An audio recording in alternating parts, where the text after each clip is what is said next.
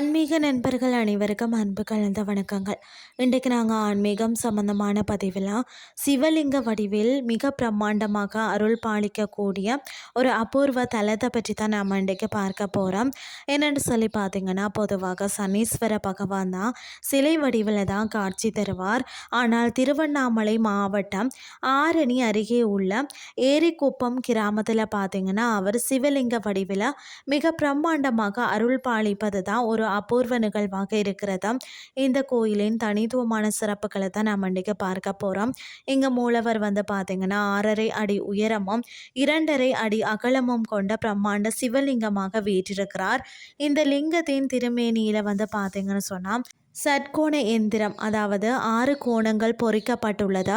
அத்தோடு நமச்சிவாய மந்திரம் மற்றது லக்ஷ்மி கடாட்ச மந்திரங்களும் செதுக்கப்பட்டுள்ளது.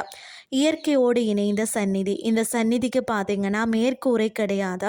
வெயில் மழை என இயற்கையின் அத்தனை மாற்றங்களும் நேரடியாக சுவாமியின் மீது படும்படியே அமைக்கப்பட்டுள்ளது. சனி பகவான் திறந்த வெளியிலேயே தவம் புரிவதாக ஐதீகமாக சொல்லப்படுகிறது. ஈசனுக்கு உகந்த வில்வத்தை கொண்டே இங்கு சனீஸ்வரருக்கு அர்ச்சனை செய்யப்படுகிறதா. அதாவது சனி பகவான சிவ அம்சமாக வழிபடுவது தான் இந்த தலத்தின் கூடுதல் சிறப்புன்னே சொல்லலாம்.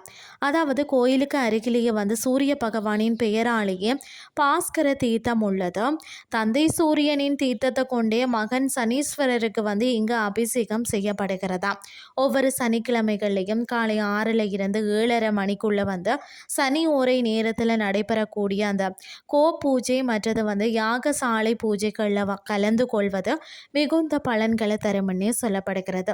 யாரெல்லாம் வழிபடலாம்னு சொல்லி பார்த்தீங்கன்னா, 7.5 சனி, அர்த்தாஷ்டம சனி மற்றது கண்டு சனி தசையை நடப்பவர்கள் பார்த்தீங்கன்னா இவங்க வழிபாடு செய்யலாம். ஜாதகத்தில் வந்து சனி நீசம் அல்லது வக்ரம் பெற்றிருப்பவர்களும் வழிபாடு செய்யலாம். தொழில் தடை, திருமண தடை நீங்க விரும்புபவர்களும் இங்கு வந்து வழிபாடு செய்யலாம்.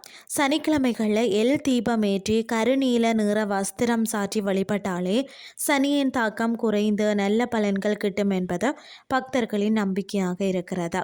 இந்த அபூர்வ சனீஸ்வரரை நீங்களும் தரிசித்து வாழ்க்கையில் வளம் பெறுங்கள்னு சொல்லி கூறிக்கொண்டு இன்றைய ஆன்மீகம் சார்ந்த பதிவை நிறைவு செய்து கொள்கிறேன். இதே மாதிரி மற்றொரு ஆன்மீகம் சார்ந்த பதிவோடு உங்களை சந்திக்கிறேன். நன்றி.